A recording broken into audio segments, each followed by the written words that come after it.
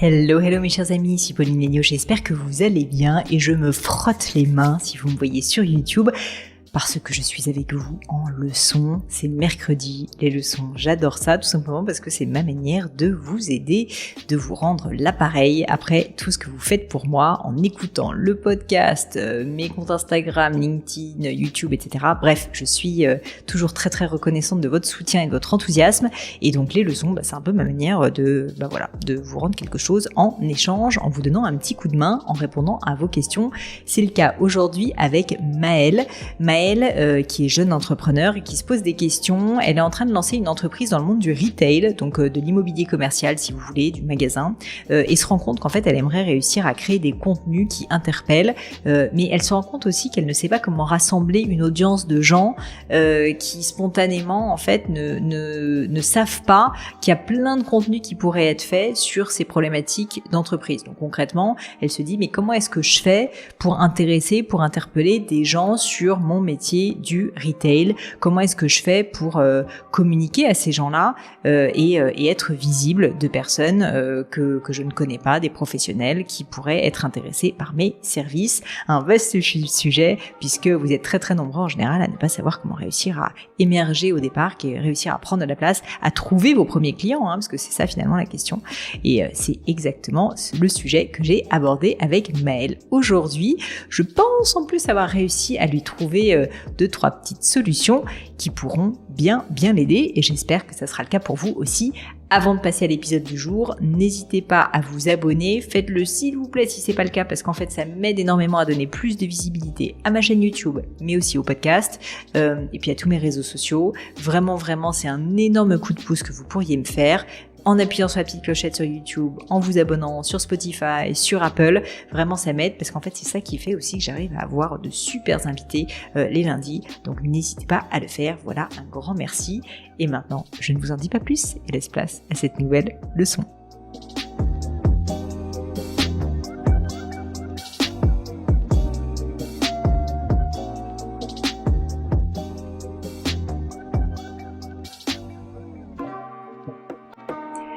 Salut Maëlle. Salut Pauline. Écoute, je suis enchantée d'être avec toi, ça va très bien se passer en plus Maëlle. Est-ce que tu peux s'il te plaît me dire qui tu es, te présenter et puis ensuite me dire qu'est-ce qui t'amène avec moi aujourd'hui sur cette leçon, si tu le veux bien. Ouais, bien sûr. Alors moi je m'appelle Maëlle Foucault et j'accompagne les commerçants, les futurs commerçants ou toute entreprise qui est amenée à avoir une vitrine physique en fait. Donc bien évidemment une boutique, mais ça peut être un pop-up, un corner ou même un stand sur un salon. Mon domaine d'expertise c'est l'expérience client du coup sur ces lieux de vente et l'aménagement qui en découle.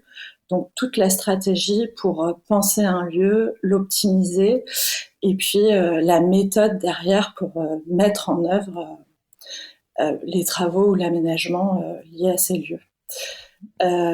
Voilà, j'ai travaillé pendant plus de 15 ans moi, pour différentes enseignes. J'ai géré un peu plus de 300 projets d'agencement.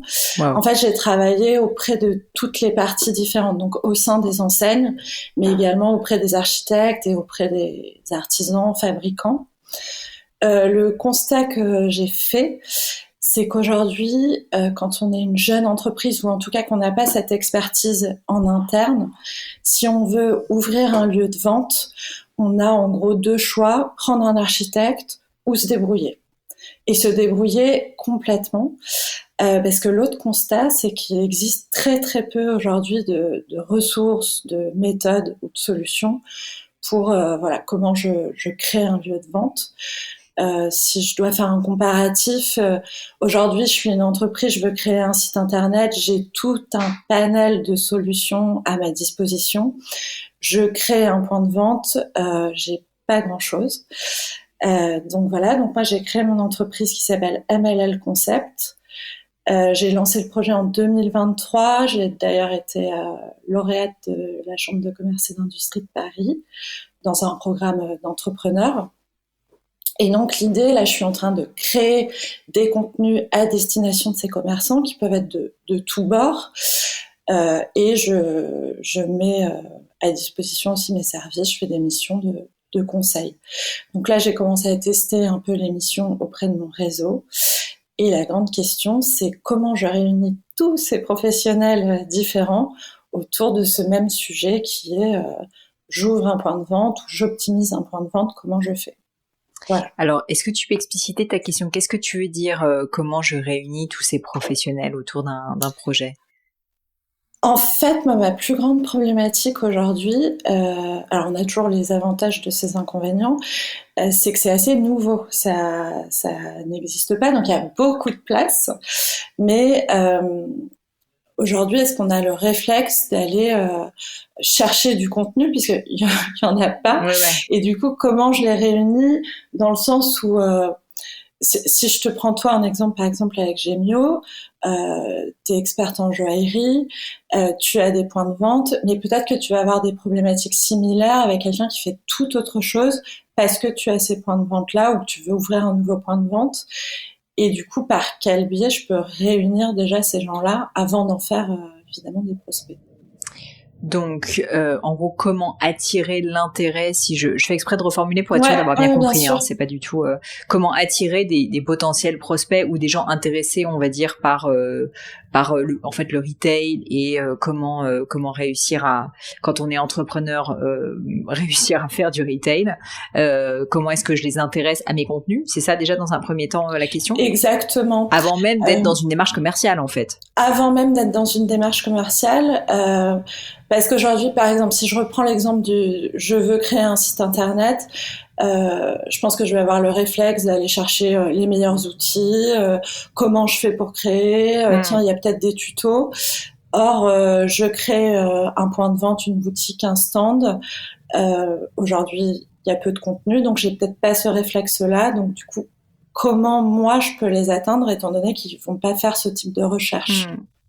C'est vrai, et en plus, je pense qu'il y a un autre sujet qui est intéressant, tu vois, je réfléchis en même temps qu'on se parle, c'est que je pense que quelqu'un, quand il crée un site internet qui n'est pas quelqu'un qui code, il est tellement paumé, il sait tellement pas comment faire, qu'en gros, il était un peu obligé, je pense, à un moment donné, et moi je me rappelle, c'était pareil, quand j'ai lancé mon premier site web, taper sur Google, comment est-ce qu'on lance un site web, etc., quel type de plateforme prendre, etc., alors que je pense que l'une des problématiques dans ton cas, c'est que dans le retail, je peux imaginer qu'on se dit que c'est compliqué, mais on se dit aussi, en fait, globalement, il me faut des meubles, il me faut, je sais pas, des lumières, il me faut de l'électricité, et donc, on sous-estime probablement la complexité de la tâche. Ou en tout cas, c'est pas qu'on la sous-estime, mais qu'on se dit en bon entrepreneur, en fait, il faut que je me débrouille, et donc, c'est vrai que je suis pas persuadée que tout le monde ait le réflexe d'aller voir. Donc, déjà, toutes les personnes qui nous écoutent, allez voir les contenus de Maëlle, ça sera très intéressant. Je pense qu'il y a quand même deux manières pour moi de traiter le sujet. Il y a probablement quand même des personnes qui cherchent. Et donc, je pense que tu as intérêt à te positionner dans ce cas sur ce qu'on appelle le marketing du pull, c'est-à-dire là où des gens vont aller faire de la requête, que toi, tu sois bien positionné. Donc, où est-ce que c'est concrètement ? Il n'y a pas 36 000 endroits, il y a Google. Alors, on peut se dire Bing, mais globalement, il y a Google, où idéalement, il faudrait que ton site internet, t'arrives à le référencer sur des phrases, des mots-clés, des questions, peut-être via aussi du Google AdWords, pour que, en gros, les gens qui cherchent cette information quelque part, ils la trouvent chez toi. Ce qui est super, c'est que au bout d'un moment, tu vas créer, en fait, je pense, un écosystème qui va faire que tu vas devenir une figure d'autorité. Et ça, c'est hyper précieux parce qu'ensuite, c'est un peu comme moi, par exemple, quand j'ai créé mon podcast et que j'ai fait des vidéos YouTube pour expliquer comment lancer son podcast, ça m'a positionné en figure d'autorité parce que j'avais la légitimité d'en parler, etc. Donc ça, je pense que déjà sur Google, tu pourrais le faire. Alors, tu peux te faire accompagner si t'as jamais fait de SEO ou taper toi-même sur Google comment être bien référencé sur Google pour y arriver. C'est pas si facile que ça, mais aujourd'hui, sincèrement, il y a plein de sites, de blogs qui sont assez optimisés de base. Je pense bien sûr à Squarespace, comme tu sais, qui est un site avec lequel je travaille beaucoup, où en gros, ils ont plein d'outils pour que justement on remonte en SEO, mais il n'y a pas que, il y en a d'autres, mais après celui-ci est simple d'accès et facile, et donc ça te permettra dans le temps, mais il faut être patient, de remonter. Donc je pense déjà à Google, je pense bien sûr à YouTube. Faut être à l'aise, évidemment, à l'idée de le faire. T'es pas obligé de le faire toi, t'es pas obligé de le faire face cam. Ça peut être aussi, tu vois, via des contenus où t'as juste une voix off, c'est possible aussi, même si le face cam marche en général mieux. Mais là, pareil, en fait, si tu veux, toute la problématique, c'est t'as des gens qui tapent une recherche, et comme ils tapent une recherche, bah en fait, s'ils tombent chez toi, et moi c'est ce qui s'est passé, hein, franchement, sur mon podcast. À l'époque, j'avais pas de chaîne YouTube, j'avais pas d'abonnés, et j'ai créé un premier épisode entre guillemets sur comment lancer son podcast, et je me rappelle pas comment il s'appelait, mais c'était quel matériel acheter, tu vois, quand on crée son podcast. Donc c'était très très très concret, et je pense qu'il faut être très très concret dans ce genre de cas. Et donc quelqu'un qui se pose cette question et qui la tape sur YouTube, et dis-toi qu'il y a plein de gens qui le font sur YouTube, bah franchement, s'il tombe chez toi et que ton contenu est pertinent, il s'abonne à ta chaîne, et puis au-delà de s'abonner à ta chaîne, que c'est peut-être pas une fin en soi pour toi, c'est plus de se dire, ok, bah du coup ils vont penser à toi quand ils vont vouloir un jour faire du retail. Un troisième réseau social, ça va peut-être te surprendre, mais sur lequel il y a de plus en plus de search, c'est TikTok, figure-toi, où il y a beaucoup de gens maintenant qui utilisent TikTok en search. Après, c'est vrai que par rapport à ta problématique qui s'adresse peut-être à une clientèle un peu plus âgée, parce que déjà sur le marché du travail entrepreneurial, etc., pour être honnête, si je te le dis pleinement, plainly, comme on dit en anglais, donc avec simplicité, j'aurais plutôt tendance à te proposer de le faire d'abord sur Google et sur YouTube, sachant que entre toi et moi, je trouve que YouTube te permettra probablement d'aller plus vite, parce que avant de réussir à être bien référencé sur Google, souvent ça prend beaucoup de temps. Sur YouTube, franchement, ça peut être assez rapide. Donc j'aurais un peu tendance à faire ça. Ça, c'est déjà la première chose. Et dis-toi que ça, surtout, ce qui est hyper cool, c'est que c'est un investissement. C'est du temps, tu vas voir, tu vas me dire, franchement, ça me saoule et tout. Mais en fait, une fois que c'est fait, ça ne fait, tu sais, c'est vraiment le truc de l'investissement qui, une fois que c'est mis en route, t'as plus rien à faire et ça va continuer à augmenter. Et moi, par exemple, quand j'ai lancé cette chaîne YouTube avec ses premières vidéos sur comment lancer un podcast, bon, bah, elles ont fait au début peut-être 1000 vues, 2000 vues, mais de personnes très, très intéressées par mon sujet. Donc, c'était bien. Maintenant, je sais pas à combien elles sont, mais elles sont peut-être à 20, 25 000 vues, tu vois, parce que ça continue, en fait, à intéresser des gens, qu'il y a de plus en plus de gens qui s'intéressent à ce sujet, et d'autre part que comme elles sont de plus en plus vues et notées, elles sont poussées aussi par l'algorithme. Donc en fait, il y a un espèce de cercle vertueux, si tu veux, qui s'engrange et qui fait que le temps sera ton allié, si tu veux, pour ce genre de sujet. Donc ça, c'est déjà le premier axe. Je parle beaucoup, tu m'excuses et tu m'arrêtes si ça t'intéresse pas. Mais non, pas du tout. Voilà, je pense qu'il faut déjà commencer par aller chercher les clients là où ils sont, ceux qui te cherchent. Parce qu'il y en a quand même. Et le référencement, c'est vrai que pour moi, ça ressemble un peu à une jungle, et du coup, c'était un peu un truc que j'avais mis de côté, mais en effet, en réalité... je pense que t'as intérêt à le faire, parce qu'en fait, en gros, si tu veux, plutôt que de viser dans le noir, ça j'en parle beaucoup dans ma formation, comment cibler efficacement ses clients, en fait, là, tu vas aller chercher direct des gens qui sont intéressés. Donc, je serais très spécifique à ta place. Je parlerais de retail commercial, pour que les gens, enfin, faut que tu réfléchisses, tu vois, tu peux parler à quelques clients, par exemple, ou personnes qui pourraient être typiquement des prospects à toi, pour essayer de comprendre quel genre de choses ils pourraient taper sur Google ou sur YouTube. Parce que si tu arrives à avoir la phrase exacte qui t'apprête, et en gros, les gens formulent toujours les choses un peu de la même manière, franchement, il y a moyen que tu montes. Moi, je m'étais beaucoup posé ces questions, tu vois, sur le podcast, et ça a marché. Ça, moi, j'ai quand même pas mal investigué, et j'ai vu aussi les moments où moi on m'a appelé en mission. Alors il y a plusieurs moments critiques, mais on va dire sur l'ouverture d'une boutique, c'est le moment des devis et de l'agencement. Super. Donc là il y a vraiment une recherche spécifique à ce moment-là de je fais des travaux, j'ai besoin d'un devis, et donc pour moi, c'est le moment. Oui, il se pose pas forcément la question avant en fait. Mais tant mieux, tu vois. Enfin, comme ça, tu sais quel est ton hook, le moment où tu vas les accrocher, parce que moi, c'était pareil, c'était le matériel. Les gens en fait veulent lancer un podcast, ils se posent même pas vraiment la question du thème de leur podcast, etc. Tout de suite, le problème, c'est quoi le matos. Bon, bah en fait, j'ai fait une vidéo et après, j'ai expliqué comment est-ce qu'on crée une ligne éditoriale, etc. Mais finalement, je les ai, si tu veux, ciblés parce que c'était la première problématique très très concrète qui s'offre à eux. Bah toi c'est pareil, je pense que quand il y a quelque chose en fait qui les freine, c'est à ce moment-là en fait qu'il faut intervenir. Et si tu arrives à être présente, et t'es pas obligé de faire une seule vidéo, sincèrement tu pourras en faire plusieurs avec des phrases différentes, des mots-clés différents pour aussi essayer de remonter, tu vois, avec peut-être des contenus légèrement différents qui vont faire que tu vas remonter plus facilement. Donc ça je dirais que c'est la première étape, et je commencerai par là. De mon point de vue, franchement, c'est ce qu'il faut faire au début, et ça je m'adresse à toi mais à toutes les personnes qui nous écoutent, c'est quand on se lance dans un business, plutôt que d'essayer d'aller viser tout le monde, faut déjà aller viser les personnes qui ont la problématique la plus forte et la plus tangible, si tu veux. C'est tellement difficile de créer sa boîte, d'imaginer un nouveau produit, etc. Donc autant déjà aller chercher entre guillemets les clients là où ils sont. La bonne nouvelle, c'est que là, t'as un métier où t'en as quelques-uns qui cherchent. Donc il faut aller chercher des gens qui cherchent. Ça, c'est la première étape. La deuxième étape, après, c'est ce qu'on appelle le marketing push. Donc, c'est toi qui vas pousser tes contenus. Ça, du coup, c'est plus sur des réseaux sociaux type Instagram, en faisant des conférences, en ayant des influenceurs qui parlent de toi. Enfin, quand je dis influenceurs, c'est au sens large. Ça peut être des gens business, tu vois, des experts, par exemple, du monde retail. Ça, c'est quelque chose qui peut être intéressant.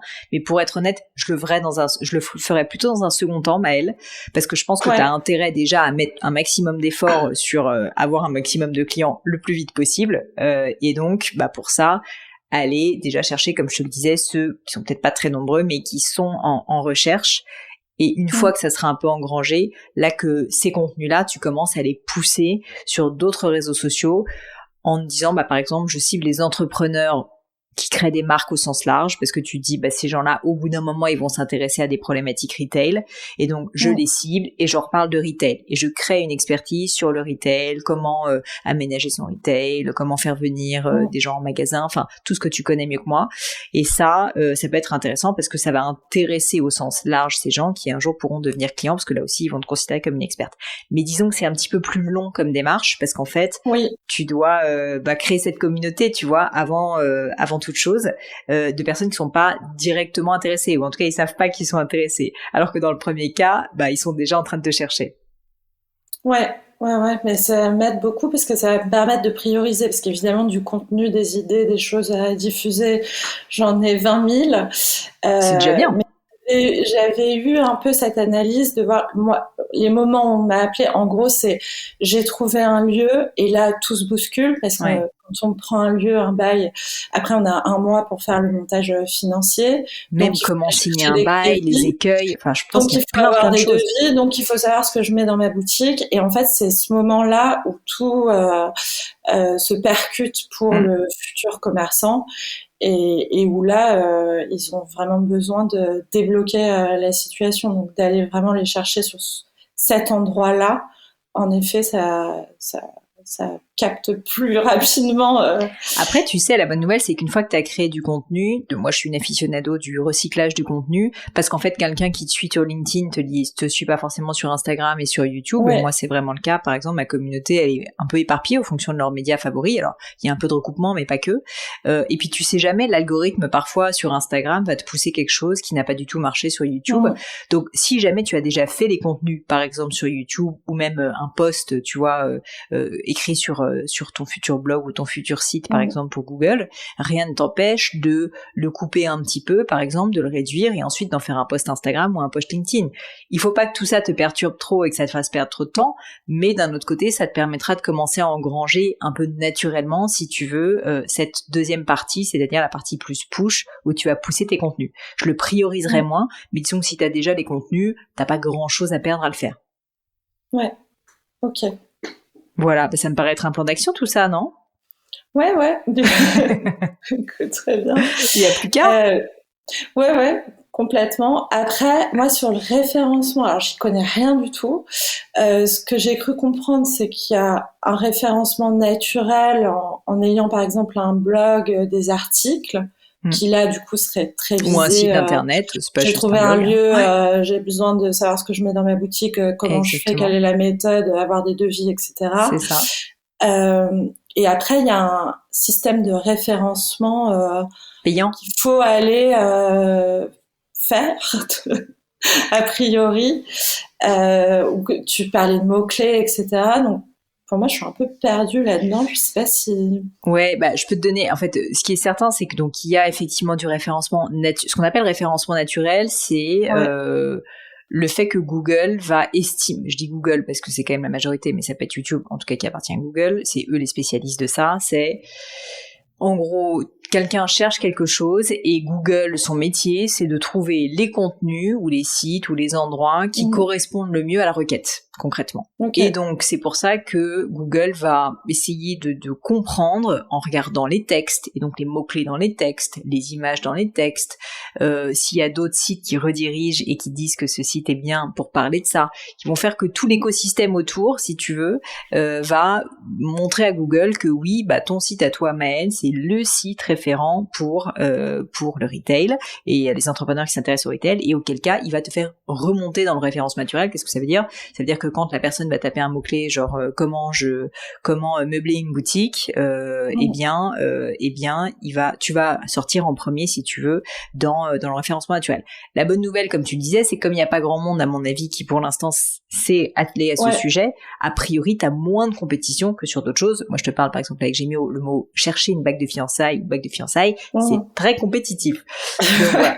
Mais tout ça pour te dire qu'en fait il y a plein de techniques. Concrètement, ce qu'il faut, c'est faire des bons contenus. Enfin, si je te résume un peu, c'est plus technique que ça. Les gens spécialisés du référencement naturel vont me hurler dessus, mais c'est pas grave, je résume pour simplifier.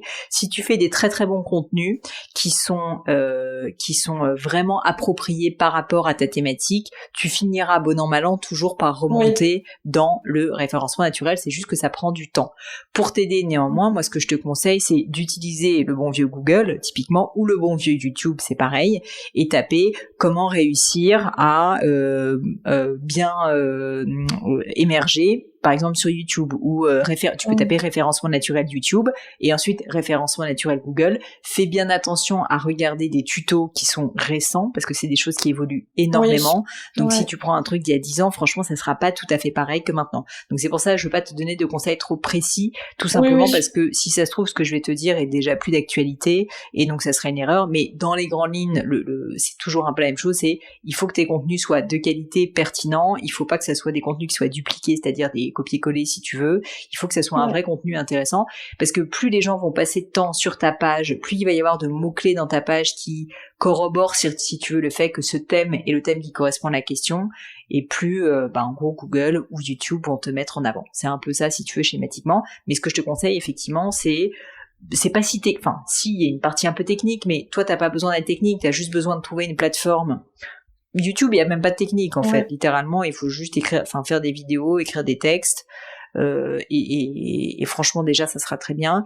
Et Google, il faut juste que tu trouves une plateforme de blog par exemple qui te corresponde. WordPress en est une, Squarespace en est une, qui te permet ensuite, et c'est assez optimisé, d'écrire des contenus pour que ça remonte dans Google. Donc t'as pas besoin de te prendre énormément la tête non plus. Mais oui, ça vaut la peine quand même que tu fasses des petites recherches et que tu t'accultures si tu veux à ces notions pour pouvoir déjà de pas en avoir peur, c'est important. Et puis du coup tu le fasses avec un petit peu plus d'intention et que tu vises un peu plus juste dès le départ. Ok. Bon il y a du boulot, mais écoute, la bonne nouvelle c'est que si t'es passionné par ton métier et que t'es passionné par ses contenus, je pense que t'as énormément de choses à faire et je pense que t'as de quoi t'éclater et surtout rendre service, ce qui est important. C'est sûr. Génial, Maëlle. Alors pour les personnes qui nous écoutent, peut-être qui seraient intéressées, dis-moi, où est-ce qu'on peut retrouver, je sais pas si du coup t'as déjà des comptes Insta, LinkedIn, YouTube, etc. Alors vas-y, dis-moi tout. Alors du coup, sur LinkedIn, moi je suis Maëlle Foucault, et après mon entreprise c'est MLL, plus loin concept. J'ai un compte Instagram, sur internet, on me trouve. Bon, bientôt un site internet et une chaîne YouTube, je compte sur toi.